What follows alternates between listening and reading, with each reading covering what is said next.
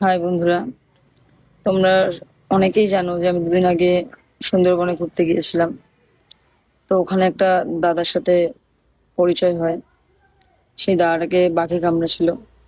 বাঘে কামড়ানোর পর 8 মাস পর সে হসপিটাল থেকে বাড়ি ফিরে আসে। উম, এই 8 মাস ওনার কোনো জ্ঞানই ছিল না। ওনার ফ্যামিলি মেম্বাররা কিভাবে ওনাকে ফিরিয়ে নিয়ে এসেছে, এমনকি দাদাটার বাবা তার জায়গা জমি সবকিছু বিক্রি করে সেই টাকা দিয়ে চিকিৎসা করে তাকে বাড়ি ফিরিয়ে নিয়ে এসেছে।